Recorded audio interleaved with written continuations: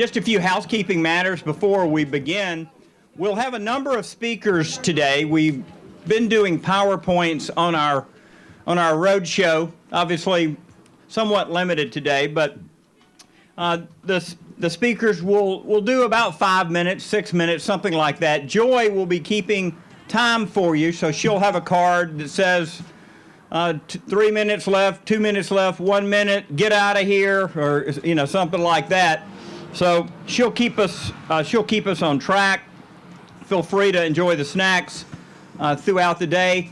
We also have WTXL here, and they're going to be doing a live broadcast not live broadcast, but they're going to be broadcasting live from here. I don't know exactly what they'll be filming or who will be up here at the time that they're filming. So it's great to have all of you here on yet another stop of this alternative fueled vehicle roadshow. I'm Tim Echols. I'm chairman of the Georgia Public Service Commission, and I just heard a sweet sound. I went out to the back of my car and I heard a bobwhite quail. And if you can't hear a bobwhite quail on Plantation Parkway in Georgia, something's wrong. Isn't that right? So wish it was hunting season, had time to stay down here. But the show must go on, and we head to Dublin and then Norcross, Macon, and Savannah for the remainder of our road show. To kick things off, I'd like to ask Mayor Max Beverly to come up and bring a greeting. Thank you.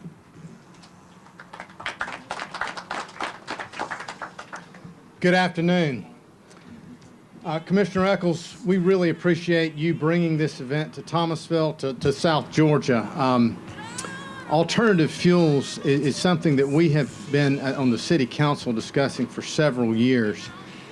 And it primarily, there's so many advantages to it. Most of you here know about those advantages, but to steal Boone Pickens' line, it's cheap, clean, and ours versus dirty, expensive, and theirs. So there were lots of reasons why we looked at converting our garbage fleet and as much of the rest of our fleet to compressed natural gas as we can. But the primary factor for us, it was a cost equation. Secondly, there's the environmental impacts, but really, we felt like if we could introduce CNG in a way that reduced our overall cost for our fleet vehicles, and we've run the math, we've run it under as many scenarios as we can, and it still adds up. It still makes sense for us. We felt like that was the appropriate thing to do, and to do it now, to go ahead, not wait for 3 or 4 years and let other things develop. But Thomasville has always been a leader for local governments, for especially towns our size, and we felt like it was the right thing to do at this point. We also made the decision to try to go ahead and make our compressed natural gas fueling services available publicly. We felt like it would be a good economic development tool to have this as another offering in our area to help possibly differentiate us from other communities. That we felt like that would be a good economic development tool, and so we're going to try to make it as publicly available as possible. But again, thank you everybody for coming. Welcome to Thomasville in South Georgia. If you're not from here, come visit our downtown, spend lots of money, and we will appreciate it. And I'll turn it back over. Thank you, sir. Thank you, Mayor. You know, being an early adapter, Mayor, setting the pace, being a leader. It's one of the reasons that I bought a CNG car. A month before I got sworn into office. It's the reason I put solar on my home in Athens, Georgia. It's the reason my wife traded her BMW for a Prius, is that we wanted to experience alternative fuel so we could talk about it. So we could be a leader to others who were waiting and wondering if it was the right thing to do. So you guys are setting the pace, and there'll be people from all over Southwest Georgia and Southeast Georgia who come to Thomasville to see these trucks and these other applications that you guys are making, and to see if it's right for them. So thank you for leading the way. Also, county commissioners, I guess the county chairman, Elaine Mays, is here. Thank you, Chairman Mays, for being here. And Mary Jo Beverly, also here. You did a good job with your boy. Thank you for being here, Mary Jo. And you know what else, Mayor? I think with the CNG up there open to the public, all the folks down there in Tallahassee who drive all these CNG cars can, they can come up here and eat at Jonah's and other places and fill up and then drive on back. So that works out well. And we need to get one of these DC fast chargers up there so folks with the electric cars who come shopping in downtown Thomasville can get plugged in and get back down to Tallahassee or wherever else they may be going. So thank you very much for leading the way on that. A couple of other folks are here. John Pompey from Leon County. John, where are you at? Thank you very much for being here.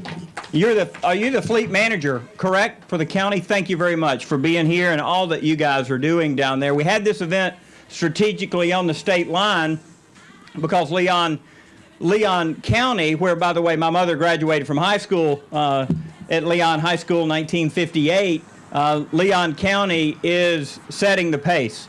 And we wanted to make sure that we gave a special shout out to what you guys are doing in Tallahassee area and leading the way in alternative fuel and your school buses.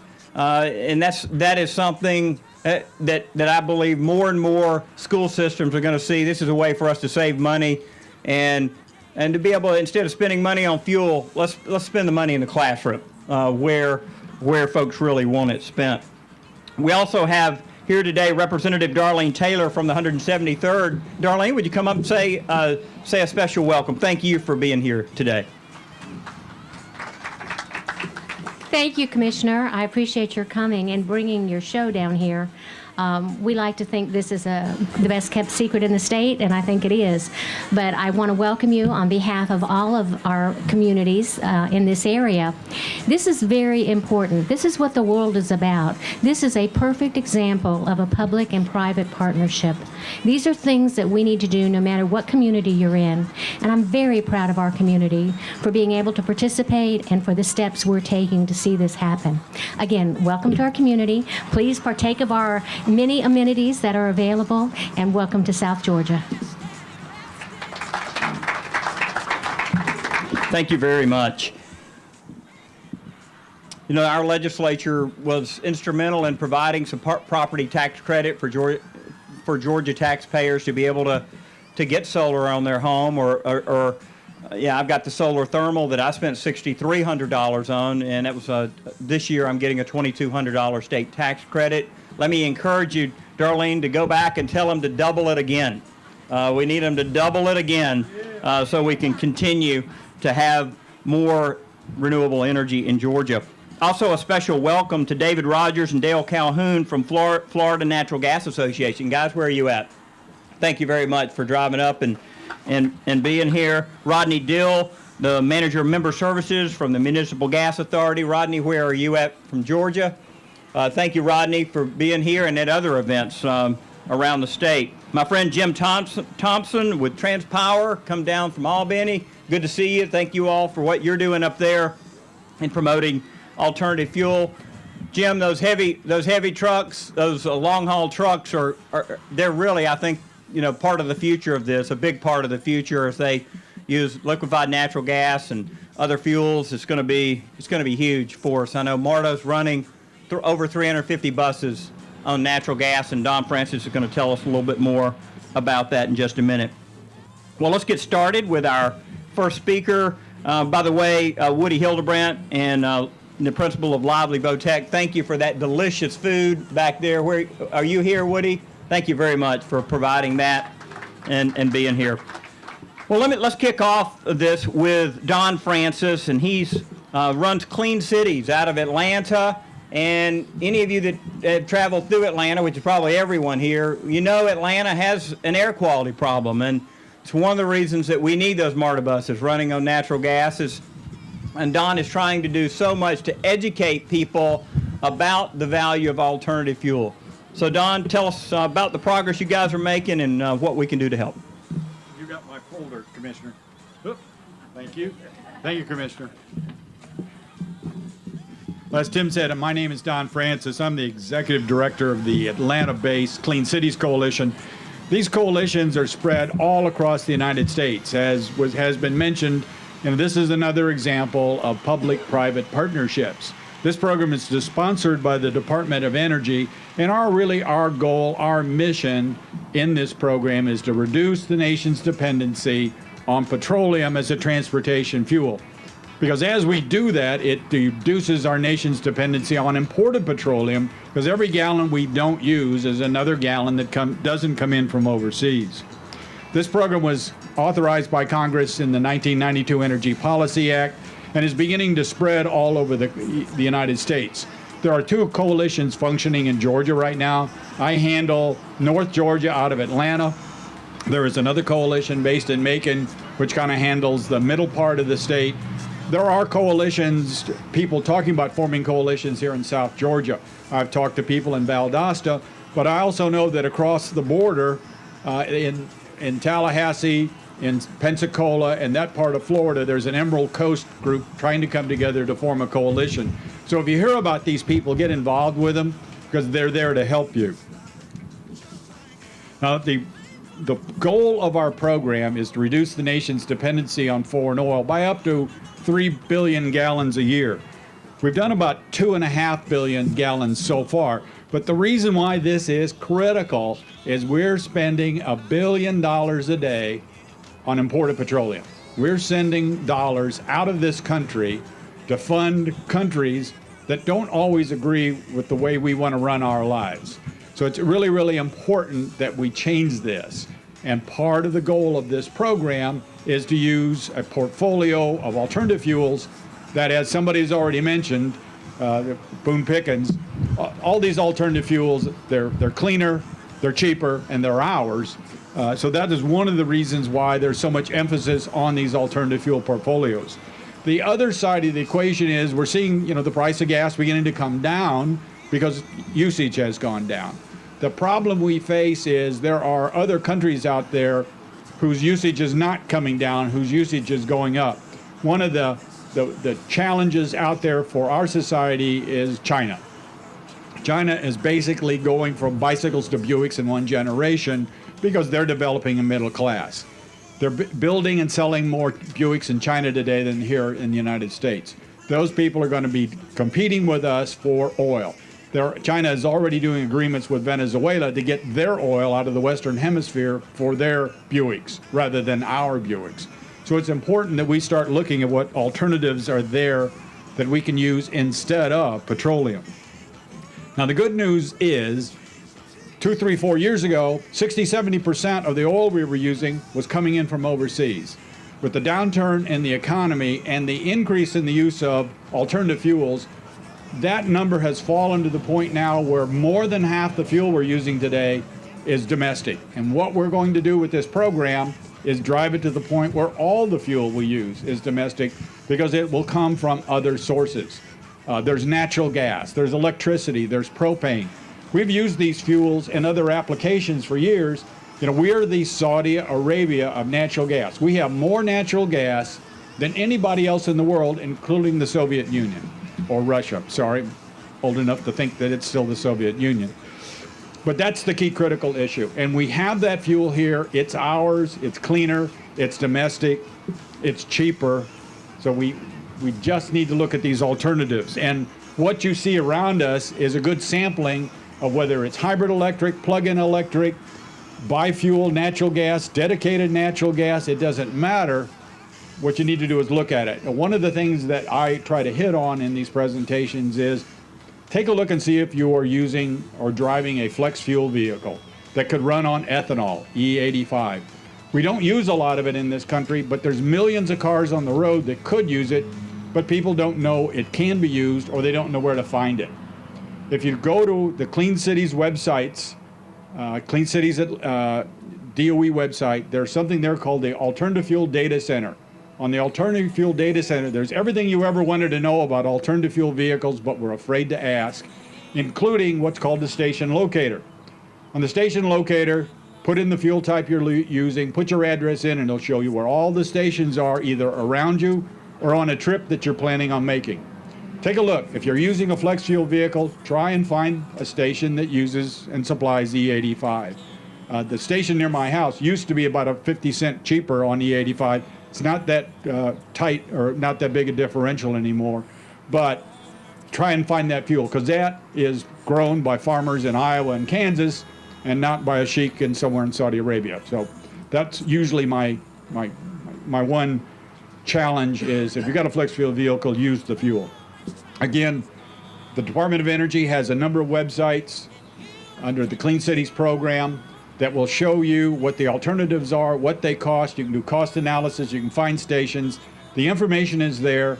Get a hold of myself, one of the other Clean Cities coordinators. We're located all over the country, and we can help you make that transition to alternative fuels.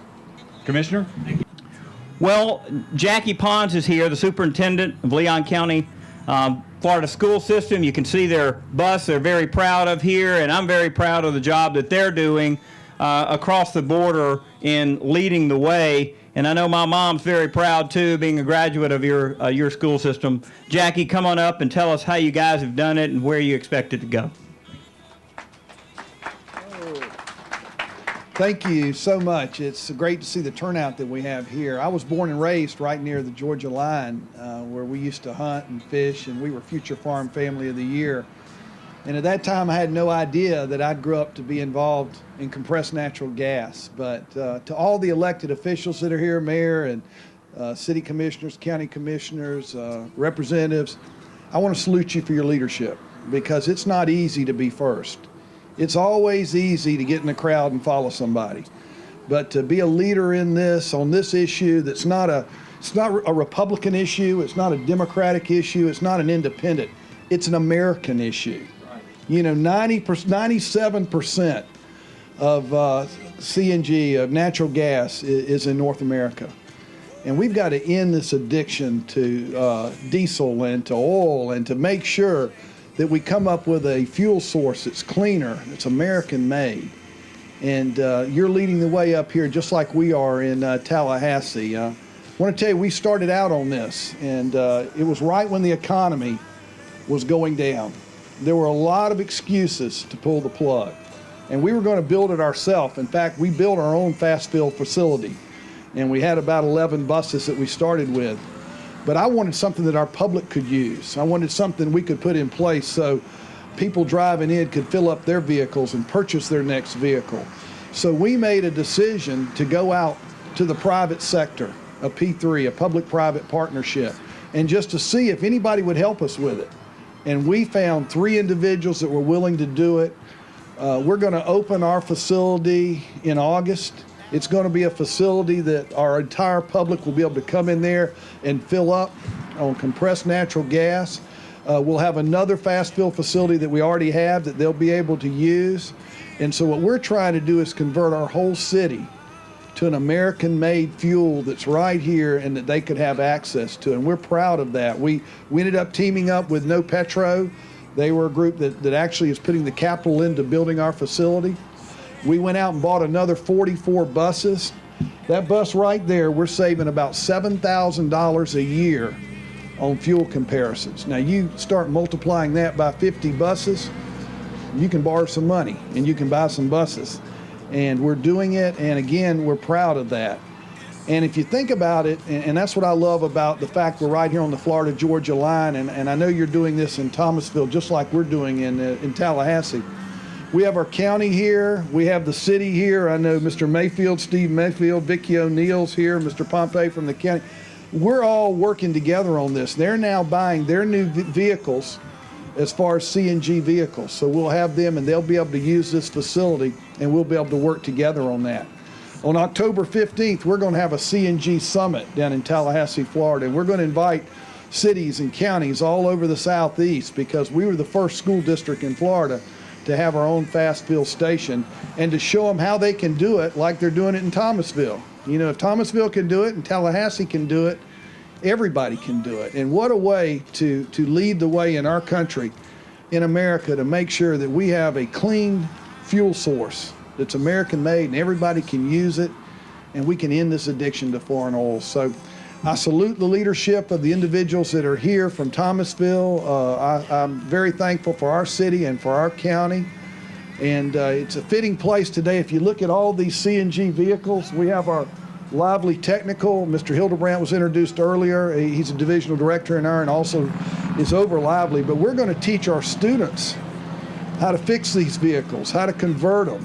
So we're going to come in with not only a place to fill the vehicles up, but we're going to have individuals that can come in and do the maintenance on the vehicles. They can fix them. Same thing with our buses too. So we're excited about that, and we're excited about those type of partnerships. So representing Leon County School System, it's an honor for me to be here. And again, having all these vehicles right here where JB used to cook the best barbecue in Georgia right here, and it's only fitting today that we're all here. And again, I salute all of you for being here, and thank you all for what you're doing. And let's all lead the way on this. Let's all be leaders when it comes to compressed natural gas, and let's turn our communities into CNG facilities. Thank you, and have a great day.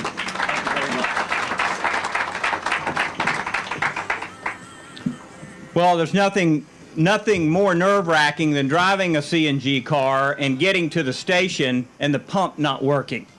And that's happened to me way too many times in Atlanta. And then I have to try to get down to Dan Dishman's station, who's our next speaker at the Atlanta airport, where it always works. Dan, thank you for your reliable equipment that keeps me from having to have my vehicle towed.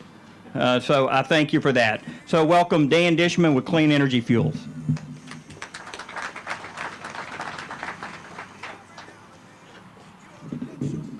Good afternoon, everyone. Sorry, yeah. And just to keep in the same breath, I'll just speak a little bit about what others may not have mentioned about compressed natural gas, being that some of you may not be familiar with it. Quite simply, it's the same gas that you use to heat your home and cook your food with.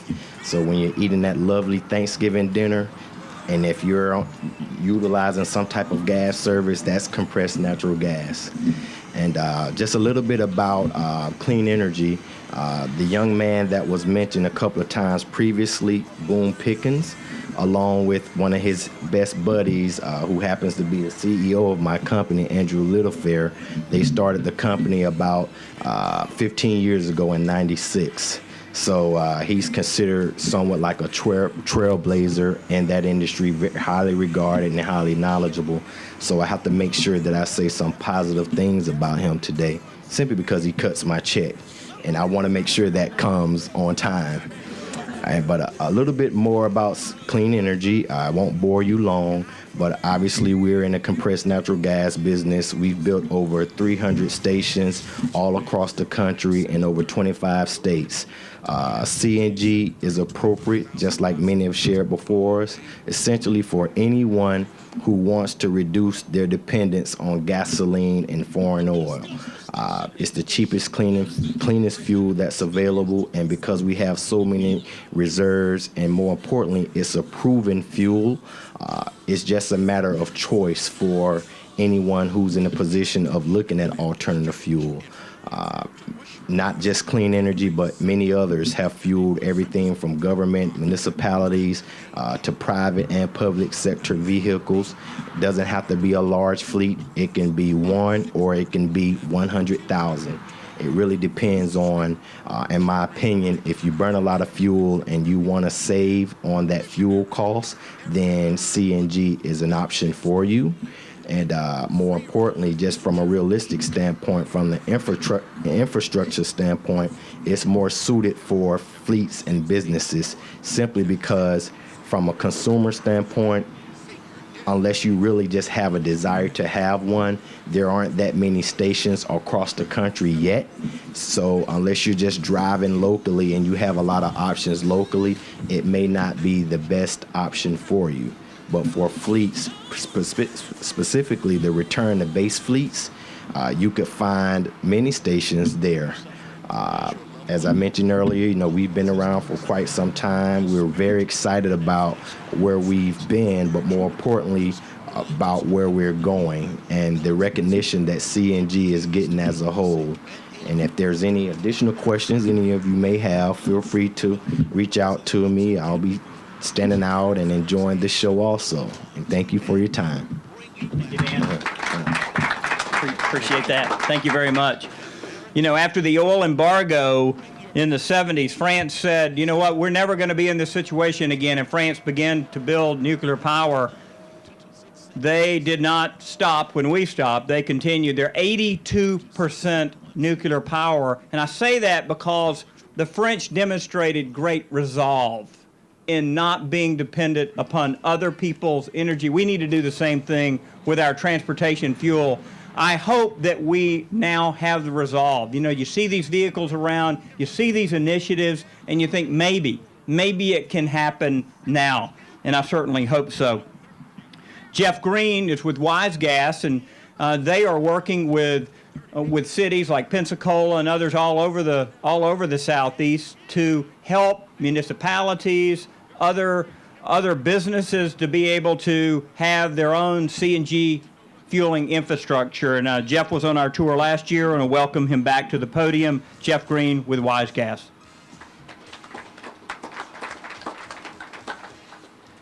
Well, it's good to be back. Not to be like a broken record, I think everybody up here has been preaching the gospel of compressed natural gas, and we've been doing it since 2008 when Boone Pickens announced the Pickens Plan.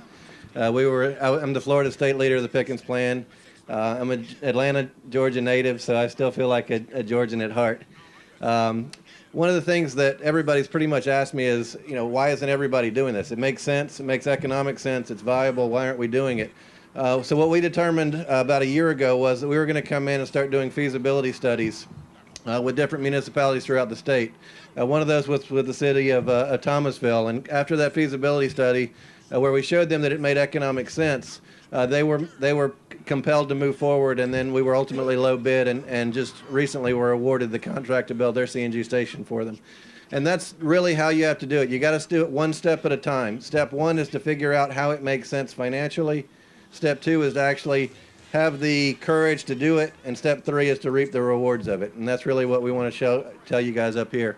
If you have a municipality or a business that is thinking about it, come see me afterwards. We convert any vehicle that's over 2 years old.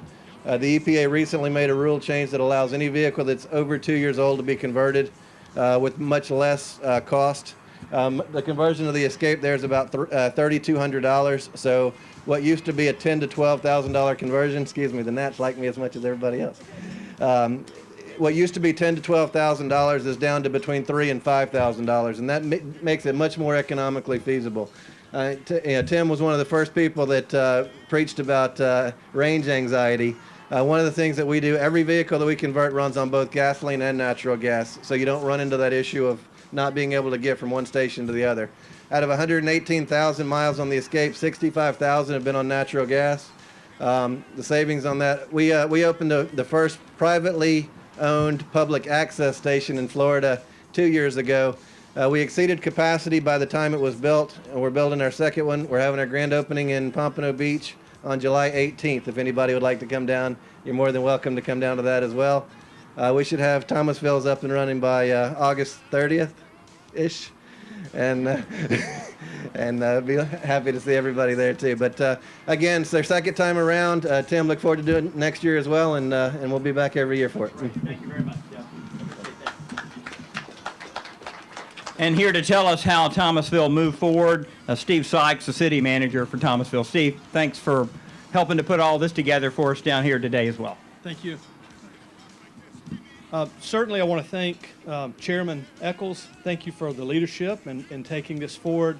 Boy, there's a lot happening right now with alternative fuels, and you've heard the speakers so far talk about all the positive reasons why, from my vantage point, this is going to continue to grow. I think it really has feet, and we're going to exponentially see this country move toward using alternative fuels. I like the fact that we're not going to be dependent upon others, foreigners, for our energy needs, and that's really exciting for us. It does take a team effort to make anything successful, so let me start out before I run out of time and acknowledge some of the folks that have really helped make this a success today. First of all, is there anyone here from the Lone Max company here with us? If not, thank you very much for allowing us to use your parking lot. They probably had no clue how much of this we were going to take, but they've been gracious to let us to use that today. And also Tallahassee Real Estate. Is there anyone from Tallahassee Real Estate here? We are on their property. They graciously have allowed us to use this site, no fee, and so I wanted to thank them for that. The city of Thomasville is in the middle of a 5-year strategic plan, and one of the initiatives was to be able to transition our fleet to alternative fuels. And that's, we could not have done that, and we wouldn't be as far as we were without the city councils adopting that and supporting the staff to do that. You've met our mayor, Max Beverly. Mr. Campbell has been pointed out. Roy, if you would just raise your hand again. And Greg Hobbs, council members here with us. Also, Councilmember Jay Flowers and David Lewis are on the council. We've got unanimous support here, and for any manager, that's a wonderful thing to have. Also, our partners at Thomas County. I've met with the county manager today, and it's just very encouraging to know that both the city and the county in our community are going to work together for meeting these needs. As a city staff, one more time, City of Thomasville staff, if you would just acknowledge yourself, raise your hand, stand up. It does take a team effort, and when the city council charged us to move forward, the best thing that I could do is appoint the right team members. And these guys have just done a phenomenal job of researching, engaging, and going to other communities and see how other folks have made mistakes and been successful and try to learn from that. And it's really their work that has got us where we are today. I do want to acknowledge again Jeff. He's helping us with our time fill station at Wise Gas. And also Jim Thompson has been pointed out. Jim, where did you go? With TransPower? All right, Jim's over here. Jim is in the process of delivering 4 sanitation trucks to us that will be totally dedicated to CNG. Thomasville also, through our involvement with the Municipal Gas Authority of Georgia, several MGAG members are here today. They have really supported us on the technical side. And also, the Gas Authority's given me, as a board member, an opportunity to see the opportunities that Thomasville can benefit from. And also as a utility, Thomasville owns natural gas and electric facilities. Our electric business is about a $50 million a year business. Our municipal gas is about a $5 million a year business, and a big part of that is our fleet operation. Certainly our sanitation, they burn a lot of diesel, and our goal is to get them off of diesel and onto compressed natural gas. And it's not just about natural gas, but there are other opportunities for alternative fuels. I can see a future where our electric department is supporting electric vehicle use in our community. We patrol the streets every day with police cars, and they do put a lot of miles patrolling and keeping our community safe. We're looking at converting those cars to biofuel where they can run on gasoline or compressed natural gas. And certainly our service department. We've got a big electric, water, gas, telecommunications backbone that we have to support, and converting those service vehicles to alternative fuels makes a lot of sense. So for Thomasville, this was really a no-brainer, but it wasn't easy. It took a lot of research, a lot of time, and a lot of dedication. And the biggest thing for us is the opportunity's right. There's a lot of sentiment that's going to help us be successful. The community has already embraced and supported this, and that's really where our next phase will take us, into a fast fill station, where we envision partnering with the private sector to maintain a site where our customers, our citizens in our community can have the confidence when they go and buy a vehicle, Honda or whatever, off the assembly line, that they will have a place to fill it up and they won't be stranded on the side of the road. And really, that's going to take a group effort that Thomasville can't meet. It's really going to take all of us committing to putting in the infrastructure so people have the courage to spend that kind of money on a new vehicle, knowing that they will have fuels to get to. So thank you all for attending today. That's really the end of my comment. I'm so excited to see this kind of a turnout and what this really will mean for us in the future of alternative fuels. Great, thank you. Thank you. Thank you very much, Steve. You know, when I first got elected, I went out to California to kind of check out their Southern California network that they had, and they have They have a lot of CNG out there. And I went out late that night. I was just out there 2 days, went out there late that night to a waste management site where they had about 150 trash trucks plugged into slow fill, Steve, filling up overnight for the drivers the next day. And they said the biggest problem with CNG trash trucks is that they make the decibel level on the noise is 90% less than with a diesel. So people get mad because they miss getting their trash out on the street because they don't hear the truck coming. So it's so quiet. So you want to start warning people about the quietness of these trucks. Well, let's move to electric because we've got our propane vehicles here, we've got our natural gas vehicles here, we've got my E85 flex fuel vehicle here, but we've got a Nissan Leaf and a Chevy Volt here. And as I mentioned, my wife traded her BMW in for a Prius and went from 18 miles a gallon to 49 miles a gallon. Electric vehicle charging is going to be a big deal in the future. And Marcella Deriso is here from Georgia Power. Where are you at? And I just want to give a thumbs up to Georgia Power for being ahead of the curve here on reducing the tariff for charging overnight. And I think this is a huge deal. For those of you who travel with laptops through the airport, how many years has it taken airlines to put a charging station for a laptop? To Georgia Power's credit, they didn't wait. They introduced this new tariff, which allows you to charge at a much cheaper rate. And I can tell you, for those of you who are on time of use plans, like my family, we moved to the Georgia Power nights and weekends plan. So between 2 and 7 p.m. every day, my electricity jumps to 19 cents per kilowatt hour. But every time apart from that, I'm only at 4 cents. So I send a price signal every day to my wife and my kids with this BlackBerry at 1:58. Turn the AC off. And we bought extra fans, and we're saving power at our house, and particularly we're saving money. And so I want to ask Steve Martucci from FSEC to come and talk about electric vehicle charging and where that's going in the future. You see his DC fast charger over here. And so bring us up to speed on what's going on with vehicle charging. Thank you, Commissioner. I'm Stephen Martucci with FSEC USA. We're a Portuguese-based company that has started manufacturing the DC fast charger here in Georgia. We actually manufacture them in Norcross. And we also have our main business model is power transformers, which we have built a very large plant in Rincon, Georgia, here to build those. We actually started building the DC fast charger in November of last year, and we have actually put in 26 units in and around the city of Chicago to help with the electric vehicle infrastructure.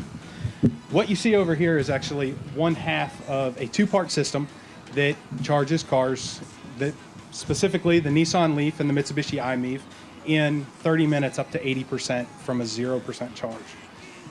That is a tremendous improvement over what you have from the level 1s and the level 2s, where the level 1 you can plug into any outlet in your home. It uses 110 power, and it'll charge your car in about 16 to 18 hours.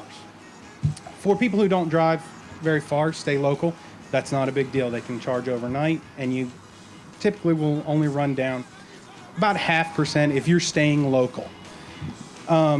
The level 2 chargers, they plug into a 240 volt, which is what your dryer, your oven run off of if you have an electric oven.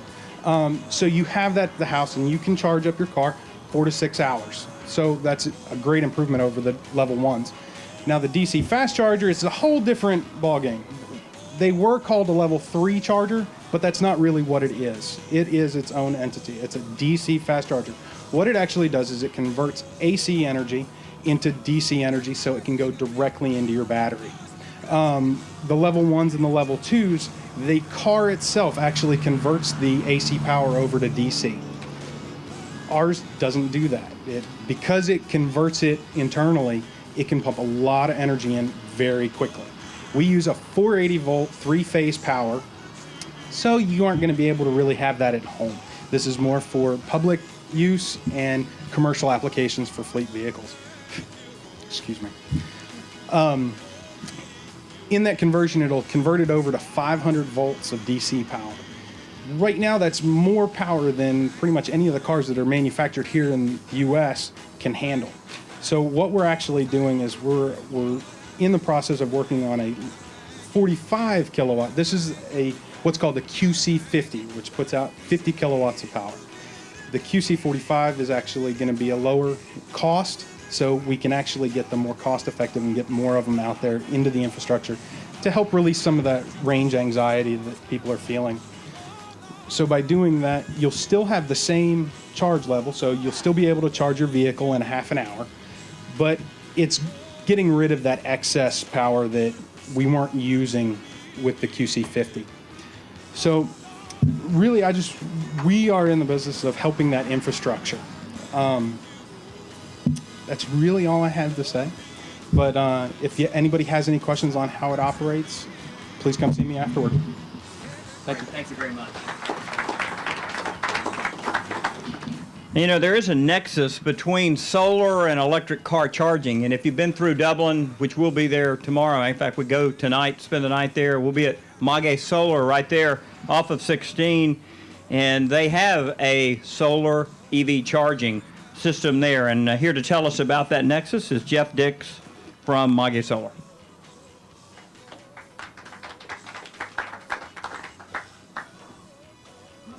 Is that still working? I was hesitant to walk that way. I didn't know what would happen. Got a great turnout here today, and thank you all for coming, and thank you for having Maguey. Wanted to really just spend a couple of minutes and talk about Maguey Solar, where we came from, and how we have integrated ourselves into the folks that are buying the electric cars. You know, for 30 years, solar's been used here, and I apologize so you can see my eyes, I'm sorry. 30 years, solar's been used here in the U.S. and worldwide to power our homes, our businesses, you know, anywhere we're consuming. Over the past, Maguey came to the United States. We came to Dublin in 2010, and something that's become a big part of our business over the past year are the folks, like many of you here, who buying electric vehicles. You take them home at night, you charge them, and then you stop to think, I'm using energy from my home to power this vehicle that I bought, and they feel like there's maybe they're kind of defeating the purpose. And I get calls from my integrators almost on a weekly basis, asking me, hey, we've got a customer that wants to install solar on their home to offset the energy that they're consuming. I'm getting eaten up out here in South Georgia, man.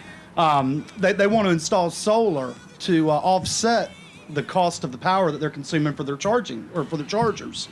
Not only are we seeing it from a consumer standpoint, a residential standpoint, but we're seeing it more and more from the businesses that we go to every day, whether it's the municipalities, the school districts are using them in certain instances for fleet vehicles. We're seeing it more and more mall operators, retail operators. They look at it as a benefit to their clients that are coming and shopping with them, to be able to charge their vehicles while they're there. They can keep them shaded. It's a convenience factor. Another area that we're starting to see it more and more is hotels, the travel industry. You know, folks that have electric vehicles that are traveling town to town, they look for a hotel where they can actually charge their vehicle overnight. Where solar's coming into this, again, more and more every day, is for us to work with our partners, like folks that are here with us today, to size a proper system, mount it properly, make sure that it's working properly, and offset the energy that's consumed by these business owners, these consumers. Tomorrow, hopefully, some of you will be in Dublin. You'll be able to see exactly what we have and how we've used it. It's again, it's something that we're seeing great growth with. And again, just want to thank you all for being here. Thank you for having us, Commissioner. Thank you. Our final speaker before our Q&A is Pete Marte with Hannah Solar. He's driving the Nissan Leaf over here. They had to bring it down on a trailer because, of course, the range is about 100 miles. But in certain applications, as is Don's application, you own a Leaf, Don, driving around Atlanta, you can take it just about anywhere. So, I think what you're going to find with alternative fuel is there's no silver bullet in terms of which you should, that everyone should choose. You need to look at what works for you. So if you've got a pest control company, or your Cox Cable, and you're in Macon, you can send that vehicle out and bring it back, wind it back in that night, and use CNG perfectly fine. That's what Sandersville. There's a machine shop in Sandersville converting all of their delivery vehicles over to CNG. It works really well in that application. If you need to drive and be on the road, you better not take CNG because you're going to run out. You need to look at some other biofuel technology or hybrid technology. We've got our propane tanks here on these trucks that have a much longer range than our CNG does. I'm having a second tank put into my Honda right now because I don't have a biofuel vehicle, so I'm having a second tank installed to give me an extra 60 miles. That will let me get to Brunswick, where now I cannot drive to Brunswick because there's no CNG filling station. I have to go Atlanta, Thompson, Statesboro, and I can't get back from Brunswick. So I'm limited on where I can take this car. So having this network out, and AGL is busy building that out thanks to a commission order that's come down. We're going to have a station in Savannah. We're going to have two in. We're going to have one in Macon. We're going to have one in Valdosta, and this is really going to help us be able to go in South Georgia. So, Pete, tell us about solar and PV charging and what you're seeing, what your experience, maybe your anecdotal experience has been with the Nissan Leaf, and how you feel about electric vehicles now that you've bought a couple of them. Thank you, Commissioner Echols. This is truly a pleasure to be here with all the Nats. Now I know where Nat gas comes from. We've had the pleasure. We've been on a Southern Solar Ag tour for the last couple of days, and Representative Taylor was with us yesterday, and we were able to go out and tour a number of farms where we have some of the largest solar arrays in the state of Georgia, which are still very small relative to what the rest of the country or some of the key states are putting up out there. It's only 800 kW. It's less than a megawatt on these 5 sites yesterday. And we talk a lot about this solar as being an American fuel for our homes, for the stationary molecule of electricity we get delivered to our homes.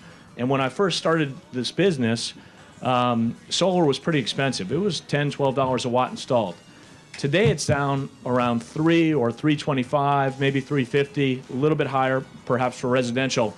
So now all of a sudden, the books I was reading when I was starting the business, talking about the stationary molecule of energy versus transportation fuel and solar not really being practical, those books are now just doorstops. Because when I look at these relatively big arrays, but in the scheme of things, small arrays, they would literally fit in the parking lot in the grass area here, these arrays. That would save over 2 million gallons of water a year that would be used for the generation of conventional electricity. That Nissan Leaf could go 4.5 million miles off of those solar arrays because it's delivering about 1,200,000 kilowatt hours of electricity. So when we look at that and we compare transportation fuel of solar directly into a vehicle, which is not really how it goes. We still have to have the grid. We look at the value of that, and the cost of solar becomes ridiculously inexpensive. And so to kind of go further from what Jeff said, I don't know as if he talked about it enough, but they've built this beautiful solar PV canopy that's also an EV charging station at their facility in Dublin, and we're going to see that tomorrow. It's a beautiful canopy. There's one at Atlantic Station that Don and a number of folks have done in Metro Atlanta. But the biggest one is, and it's the second biggest one in the country, is actually at the MARTA Laredo Bus Depot. And the beautiful thing is, and it's in action there, is the buses now are able to be under a shaded canopy. So the wear and tear on the buses from the UV is far lower. The buses don't have to idle nearly as long to bring the temperature of the buses down to a comfortable level for human habitation. And they're able to generate a tremendous amount of electricity. I can't remember exactly what the capacity is there, but we can now directly connect the benefits of a solar PV canopy, keeping your vehicles cooler, and you're able to collect water before it hits the non-point source pollution. So there are many benefits of combining the two energies. And it takes great leadership. And again, like everyone else, I'd like to applaud all of our elected officials for what you've done out there to really be on the forefront, because being a leader is not easy, and being green is. Thank you all. Thank you very much. Well, I want to especially thank Joy Kramer, our tour director, for all of her hard work for not only this stop, but all the stops. Would you join me in thanking Joy for all of her hard work? Joy, thank you. We've got time for a few questions before we break at 6 o'clock.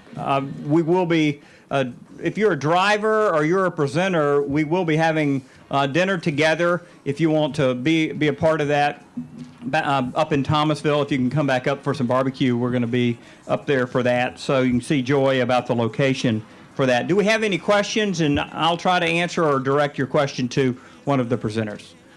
Anyone with a question?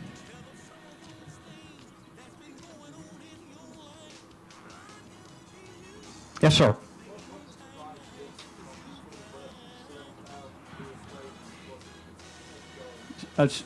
Steve, can you give us, actually you can give it on the refuse truck, and I guess Jim Thompson is here. Jim, can you come up here real quick, Jim, on the microphone, because you sell these trucks for a living. And then if I could get Jackie maybe to come up here and let us know the upcharge on the Thomas bus for the CNG equipment. Jim? Come over here, the microphone. What was the question? What's the up cost on a refuse truck that runs on CNG versus a chassis that's just diesel? Well, Approximately. you kind of caught me off guard with that. You want to think about that while I get Jackie up? Well, the chassis cost itself is not that much. I believe it's was $4,000 or $5,000 on the truck. Engine? That includes the engine. But what does cost a lot are the fuel tanks. The fuel tanks are a considerable amount, and it seems like Steve probably knows better than I do that it seems like it was probably another 20 grand, 25,000. 25,000. Yeah, and most of that was in the tanks. So on a smaller vehicle, it's not nearly that expensive. I mean,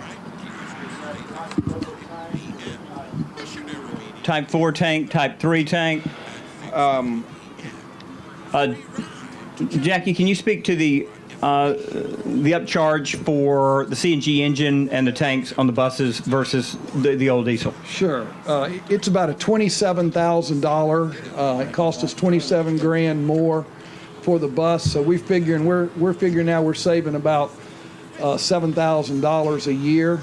So you got what, 4-year payback? 3 to 4 year payback on that. So to us, it's just a great investment. And plus, they're going to last at least 25% longer because of the wear and tear. So you got to figure that in there too. A lot of times people forget about that, but if you don't have to replace them as quickly, that's another big savings. So we looked at this in a lot of ways, and that's why we felt like it was so important to convert our whole fleet that way. What type of? How much pressure? 36? 3,600. I had to get help on that. I did want to make another comment. A pickup truck, for example, whether you're running propane or natural gas, is only about a $6,000 upcharge, depending on what system you use, including the tank. And the question on the pressure is important because at the stations in Atlanta, some of the older CNG vehicles run on 3,000 PSI. My Honda runs on 3,600. If I don't get 3,600 PSI fuel, I get about 40 miles less on the tank. And that's all of my errands in Athens on the car. So I get there, I have 7 kids, I get there, my kids don't want to spend the gas on their jalopies, and they get my CNG and go to the mall or the movies, and I get back and I don't have enough fuel to get back to Atlanta to fill up, so I have to lock my keys up to keep them out of my car. Other questions, anybody? But you can still use the same, I can use either. I can use either, yes. And sometimes I do. If I get to a broken 3600 pump, I'll go ahead and get as much fuel as I can on the 3000, but then I still have to go back down to Dan's pump at the airport and fill up with the 3600 to go home. Yes, Joy? I know how long it takes to fill my car with gas, Uh-huh. but how long does it take if I have a natural gas car?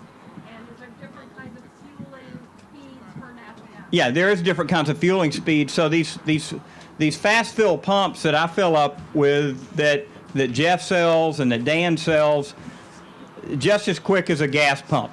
But you know, if you're using a slow fill system, which the waste companies and a lot of the companies do this because it's cheaper. Georgia Southern. If you go over to Georgia Southern, they have 9 CNG buses. They'll back those buses into a slow fill system, and they'll fill up all night. They're not in a hurry to fill up. They back in. In fact, they just stick the nozzle on there, leave, and it fills up. So the driver is not having to even stand there.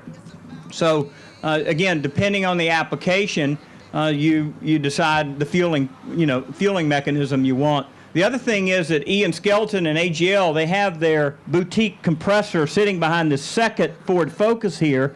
That's a bi-fuel Ford Focus.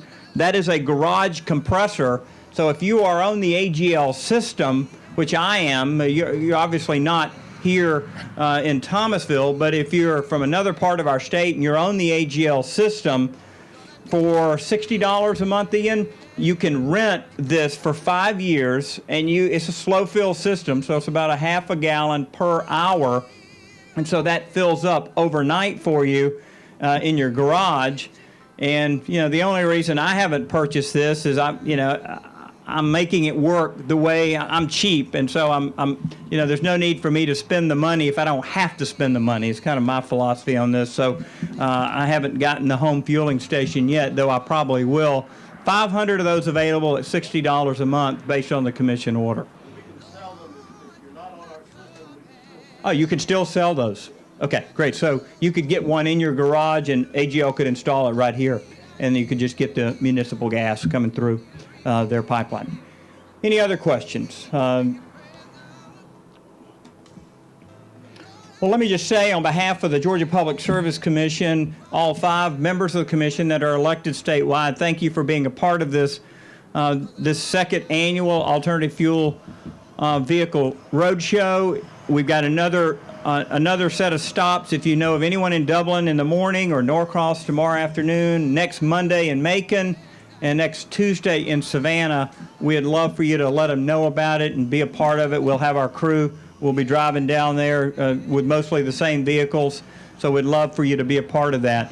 And if you have concerns with the commission, electricity, natural gas, I publish my cell phone. I'm always available to talk with you or help you with any issue regarding state government. Thank you very much. God bless you.